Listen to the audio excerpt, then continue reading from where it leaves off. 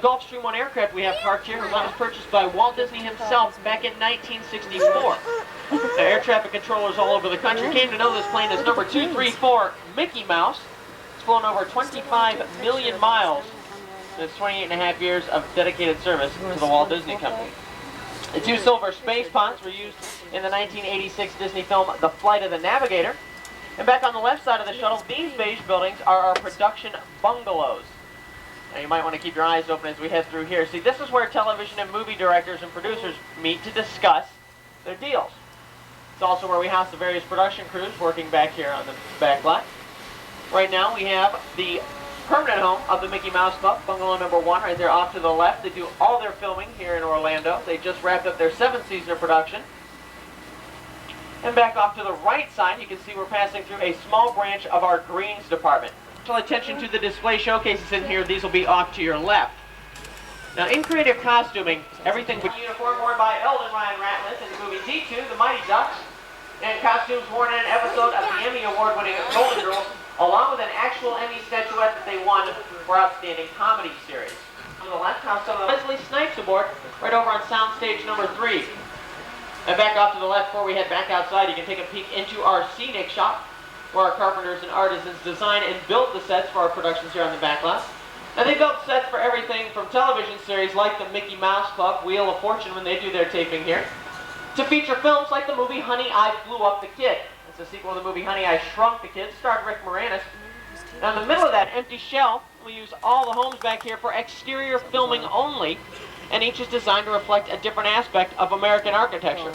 Take number 242, for example, here off to the right. That's a Midwestern-style home. That was used in the film Ernest Saves Christmas. Now, that was the first full-length movie that we shot entirely here at the Disney-MGM Studios. See, when a production team travels from town to town to shoot on location, they run into a lot of problems that they have little or no control over. These are things like crowds, traffic, and noise. Thank you, honey. That's why they like to shoot right here on a studio. Del Getty and B. Arthur, we filmed all the exterior footage of their home right here in Orlando. This was then edited in with the interior footage that we filmed on our sound stages out in Burbank, California. If you are a fan of the Golden Girls, you know they have some television neighbors. They have their own successful sitcom. It's called Empty Nest. And the Peach 2-story Miami-style facade off to the right is the television home to David Mulligan, Dinah Manoff, and Bear. He plays Dreyfus, that big red. Look off to the right, coming around this corner. You're going to see our 30-foot Bulldog Cafe. This is from the Walt Disney production The Rocketeer. It's the restaurant where the Flyers meet to eat in that film. You might recognize the GB Super Sportster we've got parked out front. That's actually one of our large-scale props. That plane was never meant to fly. As you can see, we've reached the end of Residential Street. Off to the left behind me, you see our urban counterpart. That's New York Street. We're going to be coming back to New York Street just a little bit later on in the tour. Right now, Bill's going to take Indiana Jones and The Last Crusade, the 2-seater convertible, the truck. Look at the cars. And if you saw that film, I'm sure you remember the large tank, one of the most exciting sequences in that movie. That starred Harrison Ford and Sean Connery. The 3 blue Plymouths you see coming up, these are all from the film Who Framed Roger Rabbit. They were used to depict various stages of destruction to, in the movie, what appeared to be a single automobile. Every time that car was shot, crashed, or blown up, they used a different auto prop. The Pacific Electric Toontown Trolley, also from the same film, that's actually a modified city bus. You can pull those steel wheels right off. They're just fiberglass coverings hiding a very ordinary set of radial tires. The helicopter cockpit is from the film Blue Thunder, a few years back, starred Roy Scheider and Daniel Stern. And the beat-up bobsled and the pushcarts were all used to train the Jamaican bobsled team for the Olympics and the 1993 Disney comedy Cool Runnings. Now, if you take a look across the canal right now, you can look right into the back. Some of those Residential Street facades. Believe it or not, those are the very same buildings we saw just a few minutes ago. Notice the architectural details, like the shingles and the siding, stop just out of camera range. You see, we only build what the camera needs to see. Now, those are standing sets like that guard shack I mentioned. Coming up behind me, we have a very large, complex standing set. This is Catastrophe Canyon. This is where they're testing those special effects a little bit later on. But we have a green light. That means the production crew is either not here yet or they're not working. So we are going to go inside. And I should warn you, there's a very bumpy wooden bridge in here. So if you have any loose valuables, like cameras, purses, small children, that sort of thing, make sure you have a good grip on them before we head inside. Now keep in mind, the Catastrophe is down right up over the top of the wall instead of in a frame. Now I believe, yeah, we have a few extra minutes. We're going to stop here. I'll tell you folks a little bit about what we do here in Catastrophe Canyon. See, on a studio backlot, we need to be able to control everything. And that includes the weather, because in the movie business, time is money. On a beautiful sunny Florida day like today, if you needed to shoot a rainstorm, when the director's got the cameras in place and ready to roll, you've got to have some rain ready to fall. Unfortunately, we have a set of water cannons located just outside of camera range up on top of the canyon. I believe, yes, they're going to turn those on for us in just a second or two, so we'll see how that rain effect works. So thanks, guys. So notice the water is made out kind of a crisscross pattern. That rain is able to up and down for us. When you do that rain, check out the back wall of the canyon is dry. Only about 20% of the set actually gets wet. That rain stops just on the side of the tanker truck. Now, if we needed to complete the solution, no, got fine. Get out of here.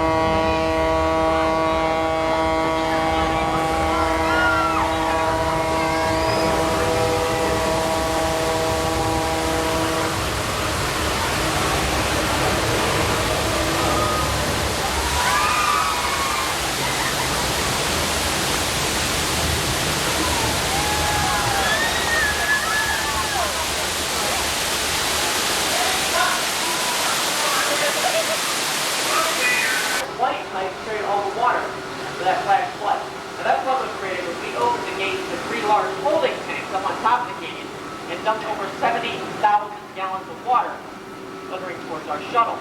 To add a little bit more action to the scene, some of the water is actually shot through the green air cannons you can see back in there. These air cannons are so powerful. We just put it into New York City and loaded a basketball into it. We can fire that basketball all the way over the top of the Empire State Building. The earthquake effect itself was created by large hydraulic shaker cables located underneath the bridge inside the set.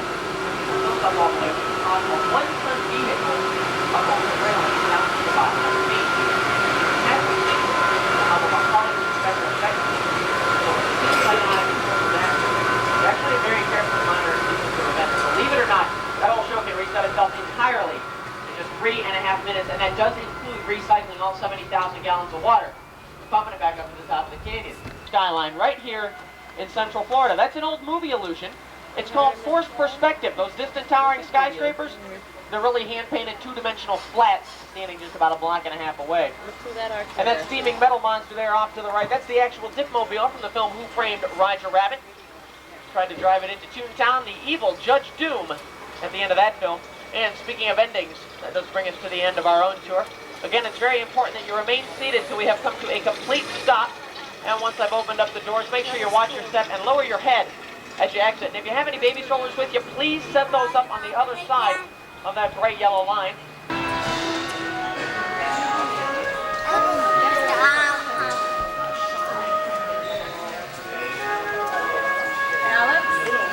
Alex, Amelia's trying to come.